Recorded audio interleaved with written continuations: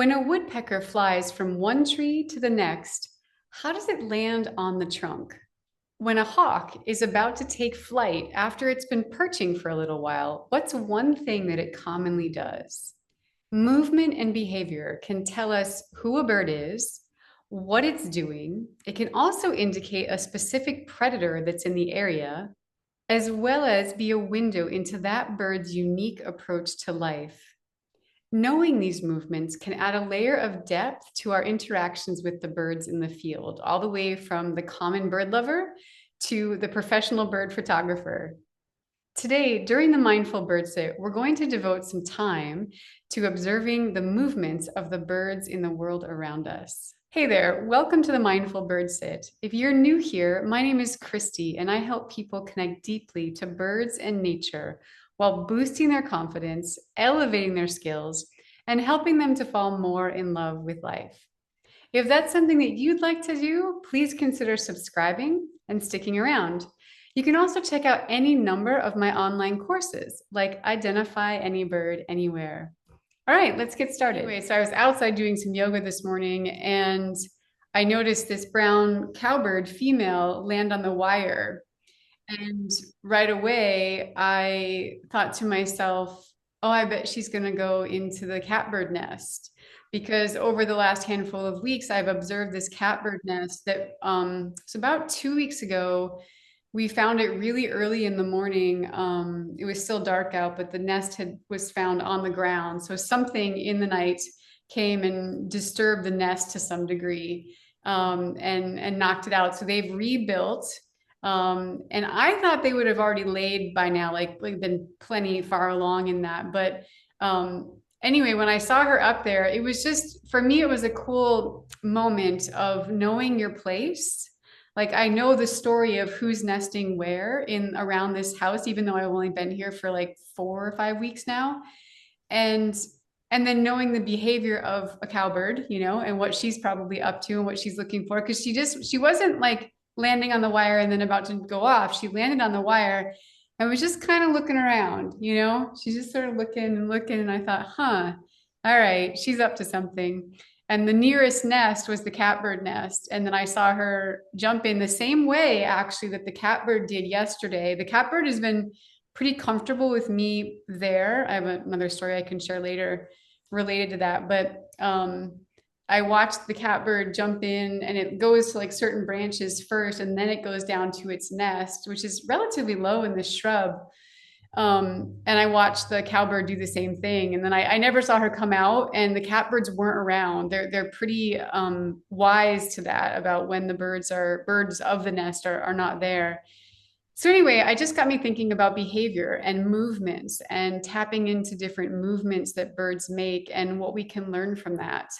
And so I thought we'd have our focus be about bird movements today. And so most of our attention will be on our eyes today. So we typically choose one of our senses. So just set yourself up in a place where you can have a nice view in front of you, ideally of birds. But if there are no birds, any prompt I give you today, you can choose to focus on an insect. Insects are just as fascinating, maybe even more so in some ways, because their world is kind of so foreign to us. So if you're not currently seeing a bird as I'm speaking and guiding us, then you can certainly look to any of the insects that are around you for the same purpose. So we'll start by doing our grounding. And hi, Claudia. I didn't get to say hello to you, but good to see you. Nice to have you back here.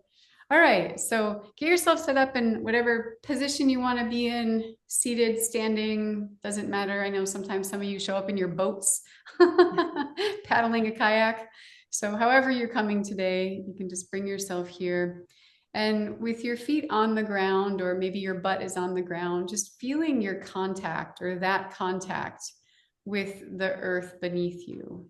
So we're just going to take a moment to feel the earth. And even if you're inside, it's perfectly fine. I'm inside myself today. So if you are inside, it's nice to always crack a window so you can hear some, be connected to the sounds, or at least be facing a window so that you can see what's happening outside. But today we're just going to imagine. So just feeling your body and that connection that you have with the earth beneath your feet. And if it's more helpful, you can close your eyes And just allow the soles of your feet to feel that sensation, even if you have to go through the carpet and through the floor and down to the soil. But somewhere down there is the earth beneath you. And just take a moment to feel into that connection this morning.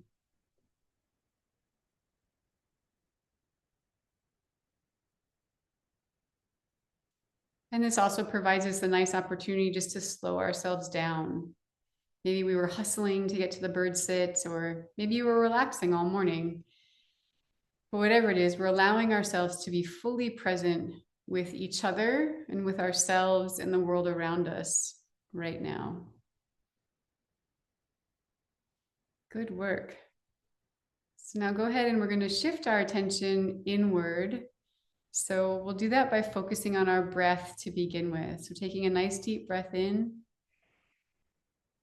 and filling your lungs, filling as full as you can, and then letting your breath go. And when you let it go, push out all the air, just letting everything go that you don't need or want right now.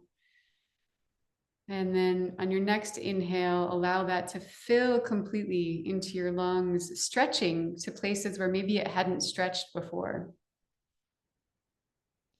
And then you can exhale and allow yourself to go through this process in your own rhythm, your own breath, for about 2 or 3 more times. Each time, trying to allow your breath to explore different parts of your body. Where else can it stretch into?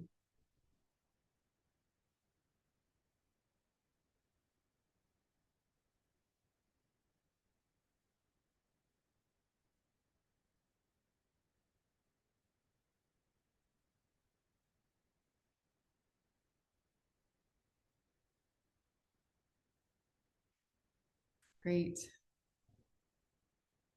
And so now the next breath that you take, do so with the intention of smelling the air around you. So just noticing what the air smells like today that might be different or unique compared to other days that you've sat in the same spot.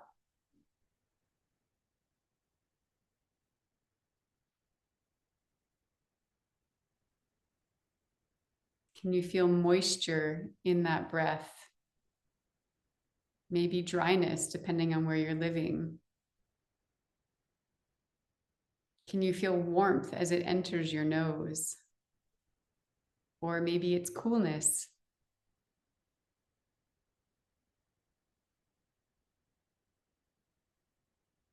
And now go ahead and just do a really brief body scan, starting at the crown of your head and ending down at the tips of your toes and the soles of your feet. But take your time going through and exploring your own body, noticing things like your posture.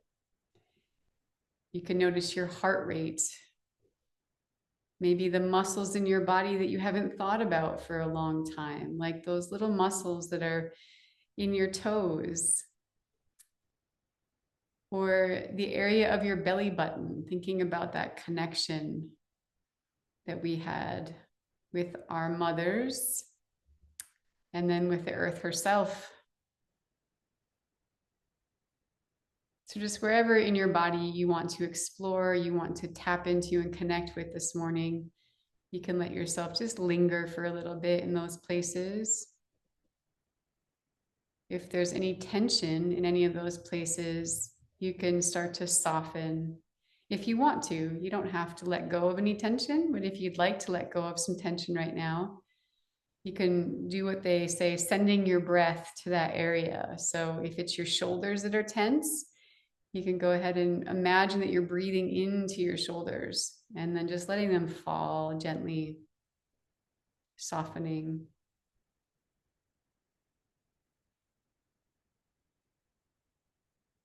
It's really good work. So now that we've softened ourselves just a little bit more, we're gonna now, again, you can still have your eyes closed if you feel like you're in a safe space to do so. And we're gonna give our attention to the sounds in the world around us. So let's start nice and close. So see if you can hear your own breath to begin with.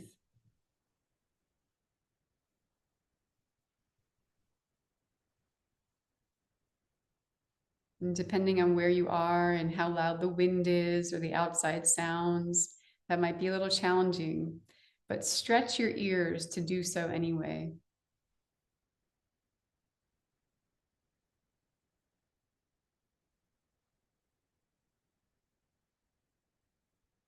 Great.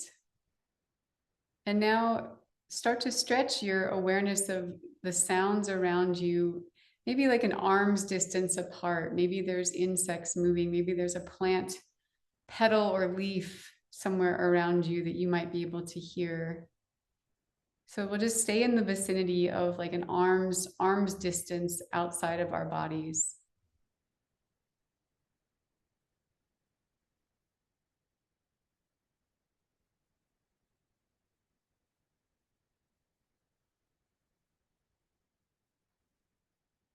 If you're indoors, see if you can hear the sound of your computer or the lights buzzing. Maybe you can hear things through your walls as well. And now we're going to stretch even further. So this time, expanding the circumference of sound that you're aware of to about 50 feet or so away from you.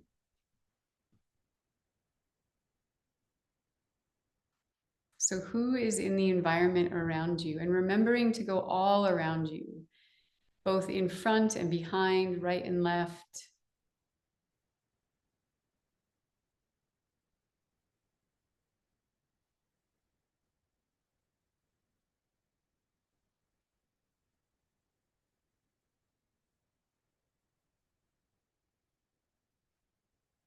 And now stretching even further, allowing your ears to tap into the sounds that are maybe 100 to 200 feet away from you.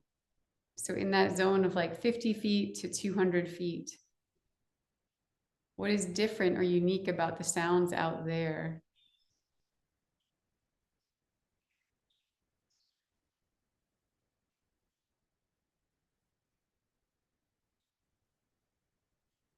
And then is there any relationship between the sounds that are closer to you and the sounds that are farther away? Maybe there's a bird that's talking to another one that's closer and one's farther. Maybe it's a human made sound. Maybe there's something going on with the humans in some capacity, near and far.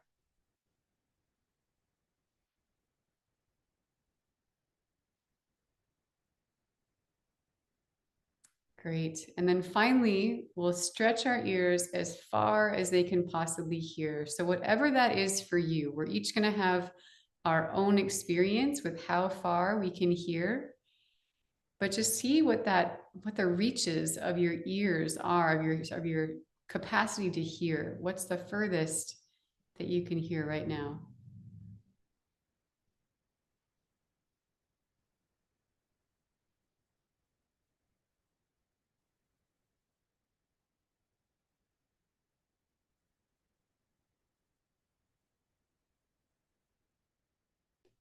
Beautiful. And one last thing that we'll do with our ears before we open our eyes. I want you to imagine the nearest large body of water that's near you. Maybe it's 10 miles away, maybe it's just on your property, but just try and pinpoint where that is in relationship to you right now. Where is the nearest large body of water? And then what are the sounds that are taking place right now at that large body of water? Imagine yourself there right now. Can you hear the sounds at that body of water?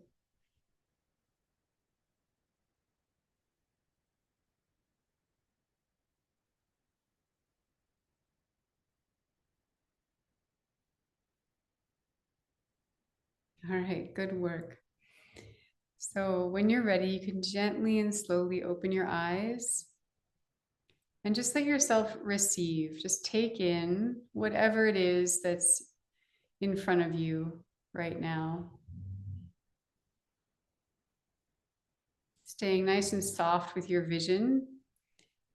And we're going to use this softness throughout our practice today. So we'll start by finding a point off in the distance to focus our eyes on.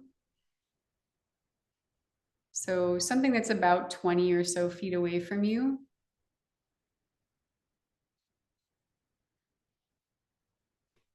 And then once you found that point, stay nice and focused on that point, while at the same time, you're going to start to expand your vision in all directions. So you're going to stay locked in on that one point, and then slowly, slowly, slowly start to expand your vision until you can't see any further. You're going to see how far kind of behind you you can see, how far to the right and left, how far above and below.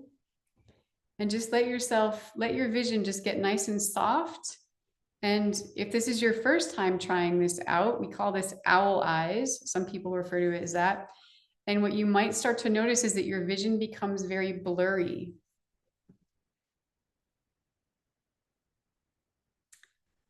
And as your vision becomes blurry, just allow it to do so. Allow it to get nice and soft and blurry. That's a perfectly fine thing. It's actually desirable in this situation. It allows us to see some of the more subtle movements a little bit easier.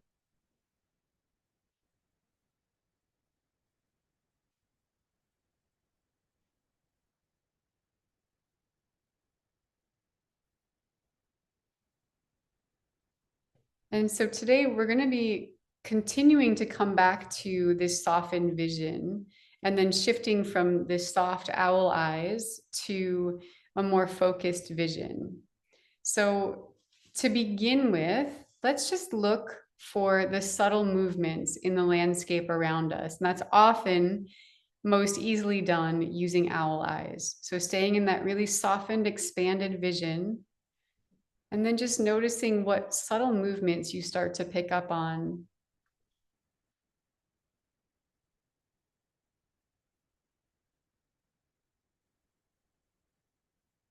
And you can look around. You don't have to necessarily stay focused in one particular area, but just be nice and gentle with your motions.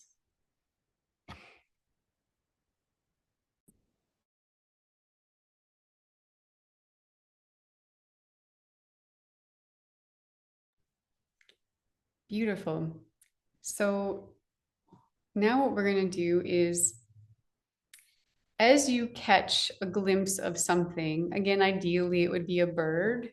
So if you catch a glimpse of a motion of a bird, I want you to follow that for as long as you can.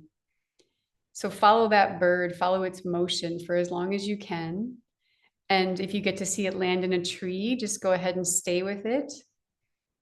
And keep your mind open, doing your best not to jump to a name of the bird or a definition of what it might be doing. Just let yourself stay really curious, like a toddler might be curious.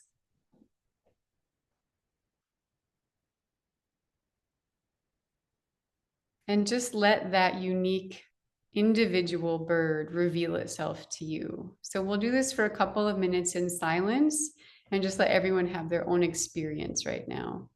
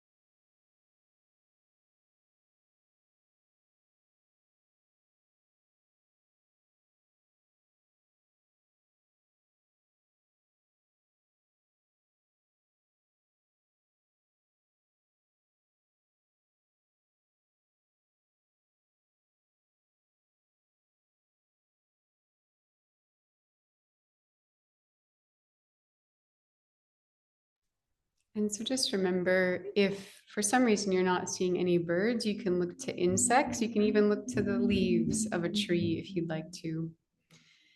And a question you can hold in your mind when you do see a bird as it's moving about is asking that bird, for instance, what is your intention? So again, pretending like you're in a new country or a new planet and you've never seen this bird before, even if it's the most familiar bird in your yard, and just getting to know it in a new way by its movements, not so much by its vocalizations or anything else, but just by how it's moving. And then asking that bird, what's your intention?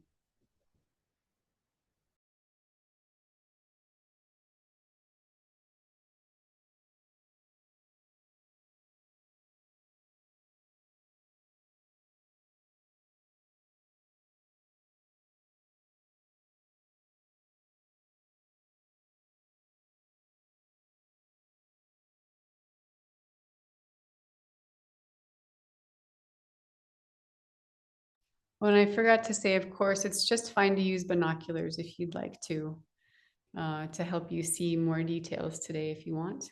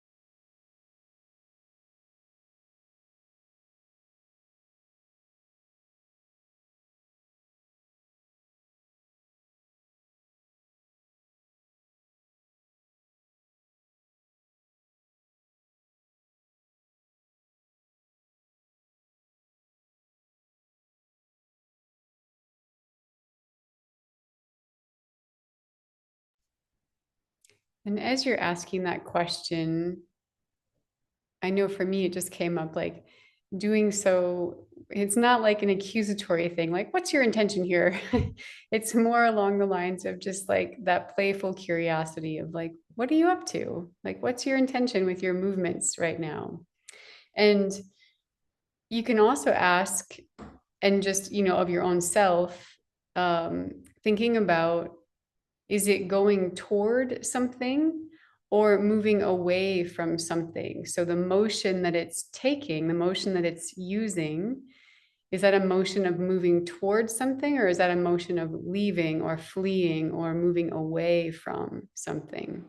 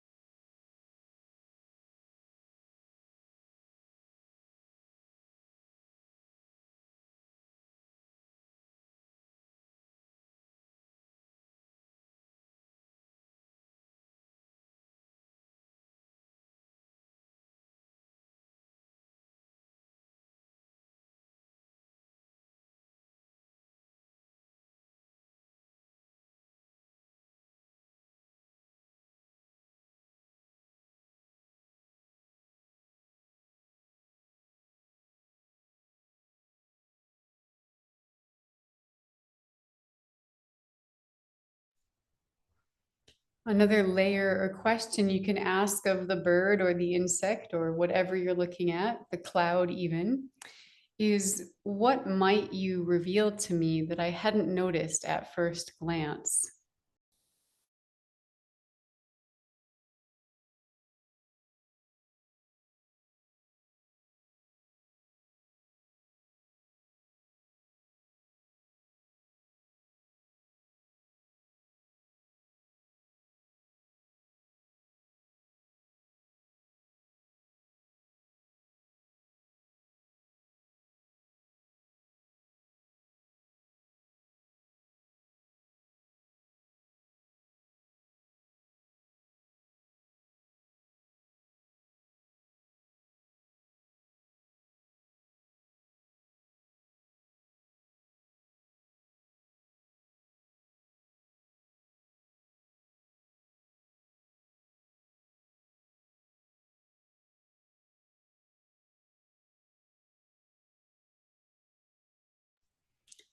And the final question that we'll layer on there this morning, and again, you can choose any of these, all of them, or none of them if you'd like, but is who else is a part of your story this morning? So, speaking to the bird in a sense, who else is a part of your story?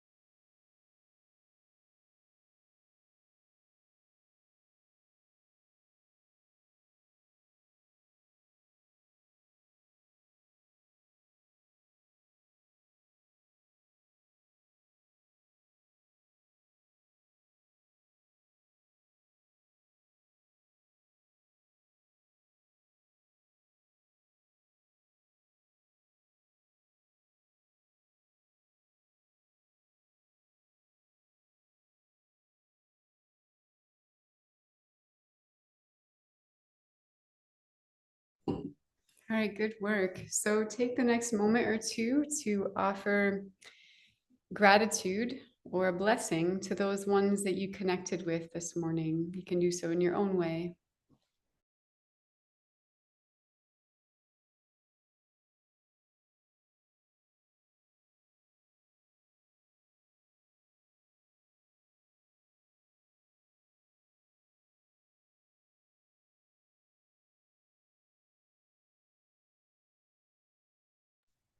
All right. So, for all of those who need to head out right now, thank you so much for coming and playing with us. And for those who want to stay for our chat and hear some bird stories and reveal mysteries and whatnot, you're welcome to stay along and chat with us. So, who would like to share first from their experience this morning?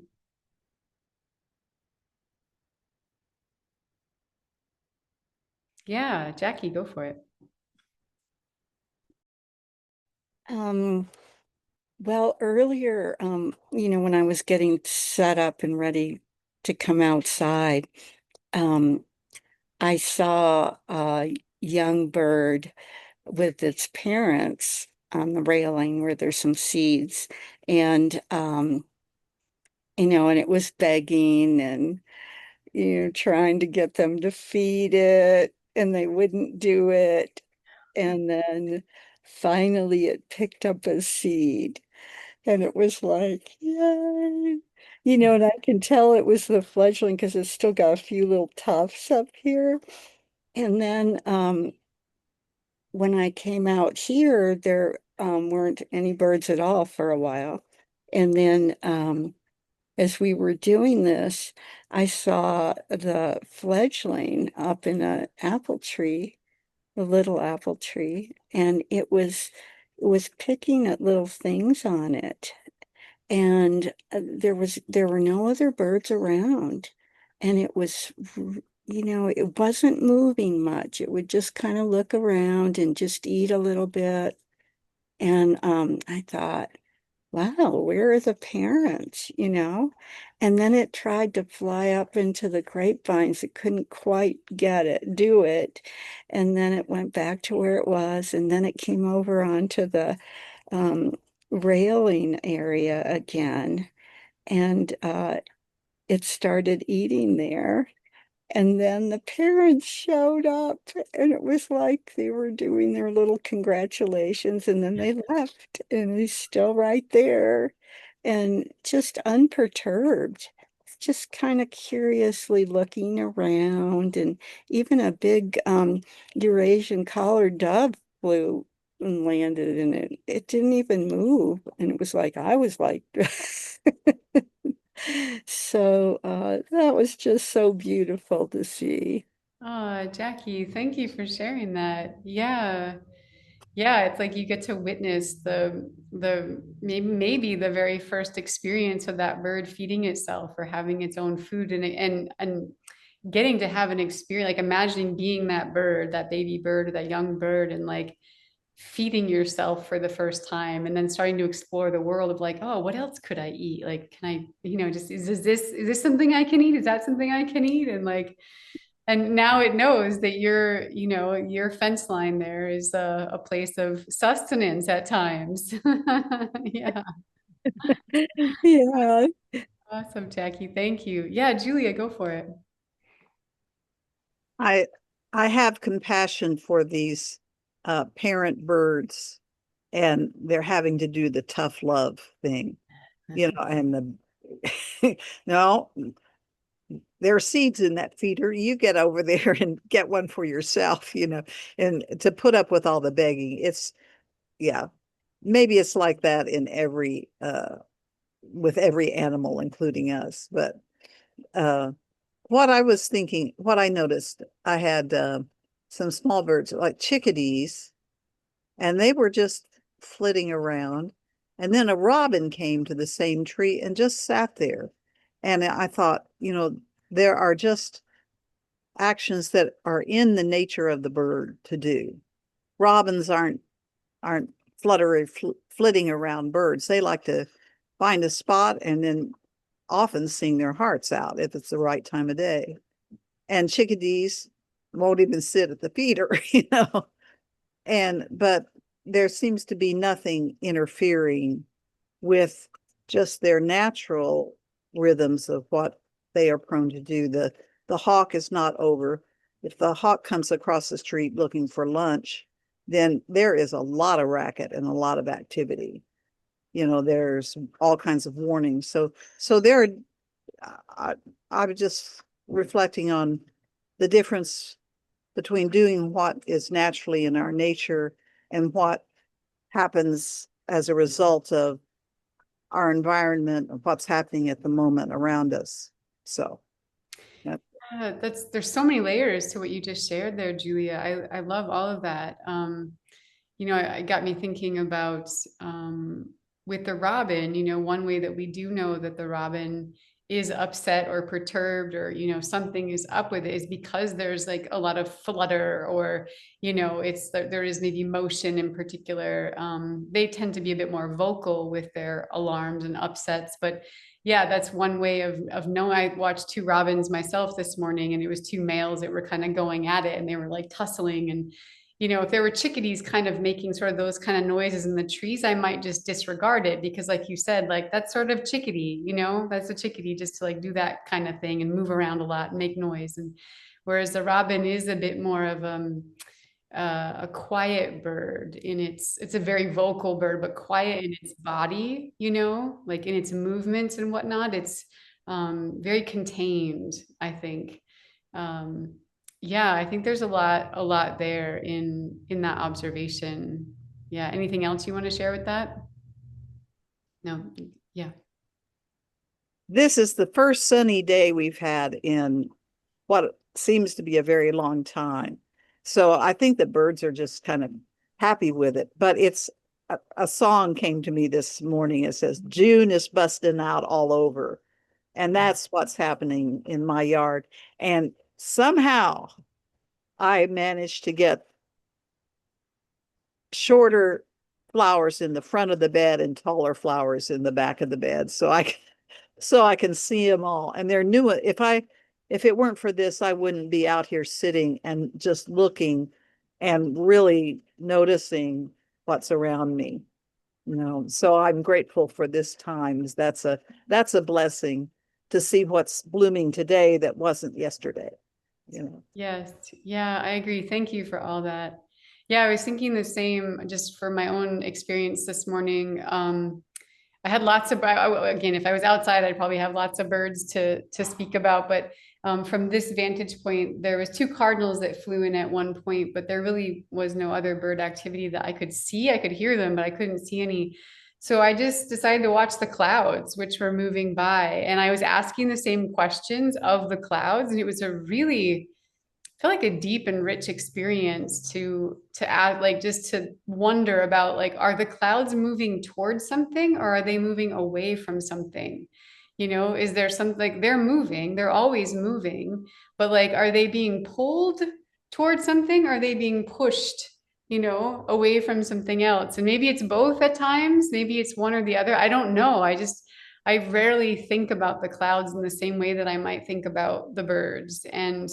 Um, and then just also just even like being willing just for fun to ask that question, like, what's your intention? Kind of like, what are you doing? Where are you going today? Like, what are you up to? And so I had fun actually with the clouds, and thinking of them as like an entity that they're I can't say living, breathing creature, but they're like, there's something up there that's like a part of our world that is there all the time. That I can't say we, but I don't think that much about, other than like appreciating them or being like scared when there's like a storm approaching or something, and like, or in awe when there's a beautiful sunset and the clouds are turning pink and all sorts of cool colors.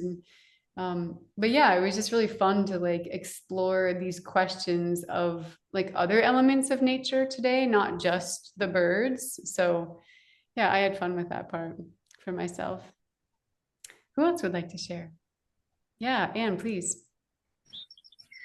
When Julia was talking about her song, though, I thought my song the last several weeks has been the Itsy Bitsy Spider. So if you want an earworm, go with that one, because up the rain and then the sun comes out and then it rains and the sun comes out.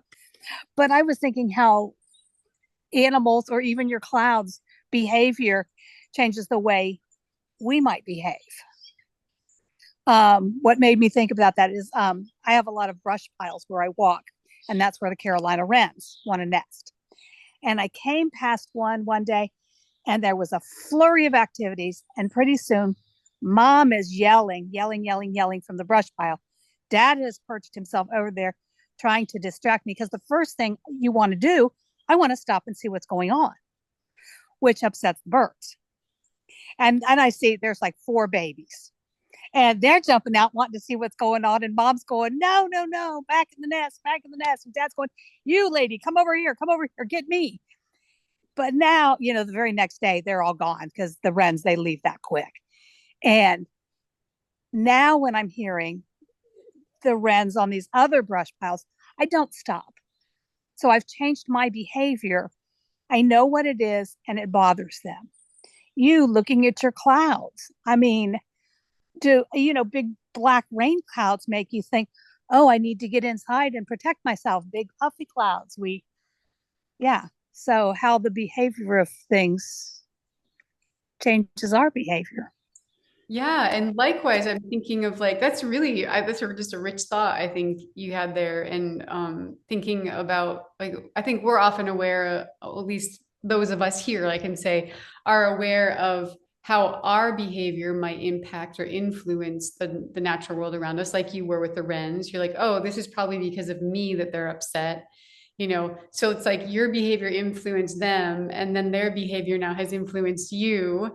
And yeah, that beautiful dance that we have with the world around us, and then how to be one that is more a part of the world, Harmonious. harmonious, right? Whereas like you don't have to not be in it. It's like, it's not saying that like humans shouldn't be a part of the world and shouldn't interact and move around, but like, how can we be in the world and not cause disturbance or not push things away from us, and it's like an effort. It's sort of like our work, to find ways, which is why we're here doing the bird sits. And I think a lot of you have found that throughout the years, found a way to be in the world in a way that, yeah, where you just become a part of it, and that's what you like going a slightly different direction is one way of doing that. And, yeah, yeah, beautiful.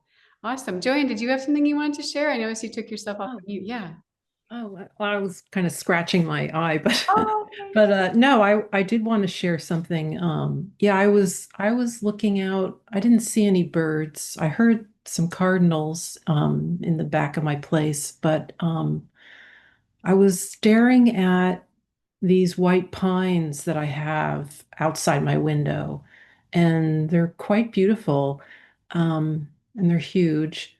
And we have this really light breeze going on here. I live in Maine, and when the breeze would come through, I just was like focusing on the movement of the tree branches.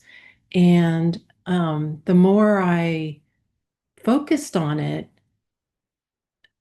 it was amazing. It was like their movements were like the swaying of the branches was like almost like a dance at times. And then at one point, it was like they were um, speaking to me or something. Because they all of a sudden got very oh, just kind of excited, and yet they seemed like happy. Like this happy feeling, like they were just kind of saying hello to me, and I felt like they saw me staring at them. And so anyway, it was really sweet. I was like, oh my God, these trees are talking to me. So Yeah, that um, can be one of the most profound experiences. I mean, they're really, again, like, everyone has their own belief system in the world and what they think is possible and whatnot. But if you've never hugged a tree before, yeah. sort of a joke about a tree hugger, but like, um, take some time someday and just, you don't have to hug it necessarily, but just put your hands on a tree if you have, permission to do so. Some trees like don't want you near them, but other ones are like really welcoming in that way. And just put your hands on the trunk and stay there for a good little while. Like let yourself like really just like close your eyes and just start to feel that connection between you and the tree, and then just start to see what happens. I've had some really like, yeah, like it brings up like tears for me to think about that, because again, that's one of those beings that I don't think of as like, oh, of course it's alive, but I don't think of as like a bird or like like a mammal and like having thoughts and whatever. But then when you do have those moments where you can tap into them in that really rich way, it's like, oh yeah, they do, you know? they're it's really very humbling, Mm, experience. But mhm.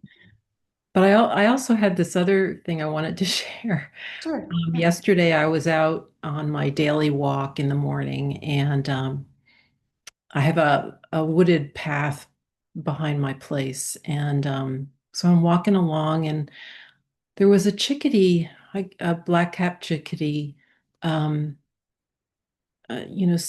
singing. And there were there were no other chickadees seemed to be around, which is kind of unusual. There's usually a bunch of them around at once. And but anyway, he was singing, and it was like I felt like he was like trying to find a mate or something, or just, another chickadee to talk to duet with or something. And there was no other chickadee appeared to be around that was interested, I guess. And so I sang back to him, and he sang to me. Like it felt like he heard me, and I hope that was okay to do with the bird, but it was just kind of a nice moment. I felt like we connected somehow. Yeah, Uh, that's a good, well, first, thank you for sharing that really intimate and sweet connection and story there. I think a lot of people do wonder about like either playing recordings or vocalizing back to a bird. And my take on it, there's lots of different takes on it. Some people have no issue with it. Other people get very offended by the idea. I fall somewhere in between. I think that sometimes there are those just magical, intimate, really special moments that you have with a bird, and like who's to say what's right and wrong, and like what mm, should or shouldn't happen. I had an experience like that in college. It was my very first connection with a bird where I felt like I really finally like heard a bird or saw a bird for the first time was with a chickadee like talking back and forth to it. And uh, yeah, and so I mean, I don't know, was that right or wrong to do? I'm not sure, but it was it's just what was happening, and the vocalizations that like the chickadee is making, usually when it hears something similar or of the same nature, it thinks that there's another male around.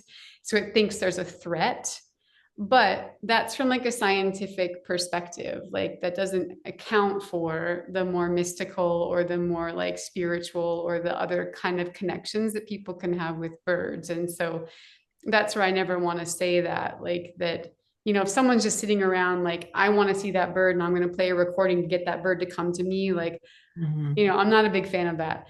But if it's something that's like on a different sort of level that like I can't say if, that it sounds like that bird wants to have that interaction, and mhm, it's sort of like a free will kind of a thing. So yeah, I think that's up for you to determine, but I think it is good, for all of us to understand what it means when we vocalize to birds, and when we play recordings to birds and whatnot, and like what that like the implications that can have for them. mhm. So yeah, yeah, but I agree. Yeah, I've always been on as far as recordings and, you know, using recordings to attract birds. I've always been against that. I'm one of those on that side of things. It's like, no, I just can't get behind that. Yeah, Um, yeah. but but this just seemed a little bit different. Mhm. And it just seems like chickadees are just so, they're naturally seem so confiding, when you're on the trail. They come close to you and so I kind of felt like I don't know, I felt like it was kind of a safe situation in this situation. Yeah. So, you Yeah, know. one thing we can always do is just ask permission of that bird, It's like we don't have to ask any like, birding bodies, like, the American Birding Association if it's okay. We can ask the bird itself, and again, depending on your belief in the world and how the world works and whatnot, some of you might think like, oh, that's crazy. Like, why would you do that? And other people might really vibe with that, that yeah, it's okay to, and just really listen for the response. Listen for like if you get that response in whatever way you receive it of like, yeah, yeah, we can play this game right now, or like, nope, like I'm not doing it. So yeah, thanks, Yeah. Joanne. Thanks for your story. I appreciate that. Yeah. Julie, 1 second. Let me just see if anyone else has, let me just get a show of hands of anyone else who wants to share this morning. And then, yeah, Gabrielle, great. And Linda, cool. Julie, did you have something you wanted to share about Oh, Joanne's story? I was just going to say, I think I think a chickadee would know it's a human imitating a chickadee. Hmm. If there's a conversation, then that's fine. Well, just like we know they're a chickadee would know that we are not one. And that we're Yeah. human. And if they want to play a game with us, then then that's a real treat they're giving to us too. I think so too. Yeah. And I mean, Yeah, I that's a good think way. I think I make a pretty good chickadee imitation, but when I've sung it to Merlin before, I'm like, oh, I wonder if Merlin would recognize this. Merlin's like, yeah, no, that's not a chickadee. I'm like, no, but it's really good. My chickadee's really good. And it's just like, yeah, that's not chickadee. So I mean, there's like so many layers to sound and things that birds hear that we might not, you know. So I think I'm making a good chickadee impression. Or when we hear Dan Gardoki, for instance, impersonating the birds, you know, it's just like he's pretty spot on with a lot of his bird calls. But like, do the birds know that? Do the birds think that he's really that good? Or like they're probably like, who are you? You know? Like to our ears, it's amazing, you know, but to a bird, Yeah. they probably know what's going on. So yeah, that's a good perspective, Julia. I like that. I like that a lot. Yeah. Gabrielle, let's go to you and then we'll go to Linda after that. Thank you, Joanne. Well, someone was talking about our behavior and how that influences. And with me this morning, it was about my feeling state. And I was very, very frustrated. I could not get on the Zoom. I woke up with a cold. I was just I was very persistent. And I finally found one, one of my computers that finally got in. So I was in that state when I came in, and I realized I didn't see any birds, like none. I mean, it was like, and which was really frustrating as well, just fit my mood. And then I saw the bees in the pepper trees, and I went, oh, the bees are back. And then I got really into the bees. And once I got into the bees and saw their intention of finding food and going from, you know, limb to limb in the trees, then the birds started coming in. It was very interesting. And my feeling mood changed as I thought, oh, I'm not left out. There's birds. And then finally, a few minutes ago, all the hummingbirds came in, and there was the joy, that I ended up with last week. So I was just, you asked who is part of the story, and I realized I was part of the story. That's awesome. Yes. That seems like a theme this morning, you know, it's like what Anne was saying, like how we influence the world around us and how the world around us influences us. And it felt like really both in your story. Like, I don't know if your frustration like pushed everything away. Sometimes that can happen, you know, but the other beautiful thing was like that the bees allowed you, like brought you into a different state and shifted things for you. So they influenced you, which then in turn probably influenced the birds to like feel safer and could come closer and whatnot. And again, I don't know, I wasn't there. Um, but yeah, what a beautiful story. And Gabrielle, it's really interesting, in like life just, sort of has it that it's going to go a certain way for you, or there's a certain, I don't know, like lesson for the day to learn. But normally I hear the ding when someone comes in, but I never heard the ding for you. And so I was like, all of a sudden I was like, what? Gabrielle's here? Like, I gotta let her in. I don't know how long she's been sitting there. Like, so it's just interesting. Like I'm always pretty keyed into that, like the sound, and I never heard the sound for years today. And I was just like, huh, I wonder what's up with that, And it's just like, there was something like just going on for you this morning with that. Yeah. That maybe just needed to happen, Yeah. Yeah. Yeah. Thank you. You're welcome. You're welcome. Thank you for that beautiful share. Yeah. All right, Miss Linda, you're up. Okay. This is just a little bit different perspective.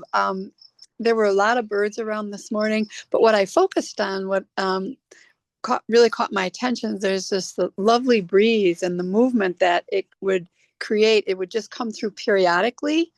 And it was it's a cooling breeze, and it's going to be, well, it feels hot to me, but that's just because I live so far north and I'm not used to the warmer temperatures yet. But anyway, it would come through, and I watched the leaves, and it came through while we were doing our meditation, and it blew back some of the leaves on this lilac bush that's pretty close to me. And there was a little fledgling robin in there, and when the leaves moved I could see it, and it could see me. It noticed me too. And it just did kind of one of these things like, oh my God, how'd she get there? It's just like trying to figure out how to conceal itself, But as soon as the breeze stopped, it stopped. The leaves covered it again. So it was just kind of cool. So I just kept watching the breeze coming in and how it will move the leaves of anything that's deciduous, like the bushes, all of the bushes, the small trees and the larger trees, the fruit trees. But the needles on the grandpa tree here, which is a big ponderosa pine, don't move. The only time they move is if it really gets stronger. So it was kind of interesting. I was just kind of playing with that. And then I started to smell something. And I was like, what is that? What is that? And I noticed the clouds are getting a little bit less form to them. And it's kind of, the sky is kind of changing. And it's the smoke from the wildfires in Canada starting to come in this morning. And of course, my first reaction was, oh, yuck. But I read this article a couple of weeks ago, and I've got to go look it up again because I just kind of skimmed it. But apparently, up to a point, the wildfire smoke has a beneficial effect on plants and trees, grasses, and it has something to do. It has something to do with the little pores that they have for respiration. It's like one of those things that comes in that you think would be irritating, and maybe it is a little irritating, but it actually benefits them. So what comes to mind to me is like they always talk about homeopathic remedies where they're kind of irritating, but they're actually good. So anyway, I thought, well, I need to look up that info about a smoke, and now it's not too bad. The smoke is not bad. It's just sort of there. So I suppose I'm assuming it's at a good level for the plant. So I'm going to assume it's at a good level for me too. But anyway, that was my experience this morning. So. Wow. Wow. Wow. Wow. I love the image of the little robin who is just like, I'm hiding. I'm not hiding. How do I not? I'm like, oh, I'm hiding. I'm not hiding. And no, it made me laugh. It was just so, the look on his face like, ah, It's just so awesome, like being in it's like being around little kids or something when they're learning about the world and exploring the world and finding out and discovering. And it's kind of like that's what makes, I think, watching young birds so fun too, is like they're just experiencing the world, for the first time, and like how it works. And yeah, what a sweet thing that you got to see. And I love also the connection with you, and I'm forgetting who. Oh, it was Joanne with the breeze this morning, how there was a real story with the breeze and your awareness. And that got me thinking, actually, how I wonder if that's one of those layers of awareness that we have, especially when we're tapped in like this, but that we don't think about. That, like, as let's say we're going for a walk in the forest, and some part of your consciousness is aware that, like, it's just deciduous leaves moving right now. But then some part of your consciousness becomes aware that, like, the pine needles and the pine trees are moving. And all of a sudden you're like, I should get back to my car. But you don't know why you had that thought. And it's kind of like that blend between what's intuition and what is like actually us perceiving, but we might not realize what we're perceiving. And that, like, some part of you sees the pine needles moving and stuff like that. And you're like, I should get back to my car. Maybe there's a storm coming or something like that, but you might be like, why did I think that? Or how did I know to get back to my car so soon, And yeah, I don't know if that's true or not, but it just got me thinking about like your level of awareness with all that. mm-hmm. Yeah, I bet that does have something to do with it. It just kind of on a level that we're not maybe conscious of. It's registering that, there's a storm blowing in. Look at what's going on with Yeah. tiny. Yeah. Yeah. Yeah, exactly. That's rad. Sweet. Linda, thank you so much. What a Yeah. great story. Yeah. Cool. Anyone else want to share that we haven't touched in with yet this morning? Cheryl saying no, Della saying yes. Yeah, go for it, Della. I think you might have frozen. Listen to your stories and what you saw and heard and felt this morning. And yes, I loved listening. It was wonderful. Thank you. Yeah, Della, thank you. Thank you. That's wonderful. Sweet. Anyone else? Y'all good? All right, it was so good to see everyone this morning, and we'll be back again next week, same time, same place, and keep practicing, keep playing with this one, give yourself the gift of this sit again sometime this week if you have a moment. Just, again, honestly, the amount of time that we're actually being, doing that practice was maybe like 10 or 15 minutes. So it doesn't take long. You can lead yourself through a mindfulness, meditation. You can watch the recording again too. I'll have it up tomorrow morning on YouTube. And so, yeah, play with this one a little bit more. Well, thanks everyone. It was really beautiful to see you all. All right. We'll talk. You. Happy Bye, trip. everybody. Bye. I've got a timing question for Oh, sure. the Jackie, go for it. advanced birding mentor. Is that tomorrow? Yeah, I just posted that on Facebook. So the master session the group will meet tomorrow at 7 p.m. tomorrow.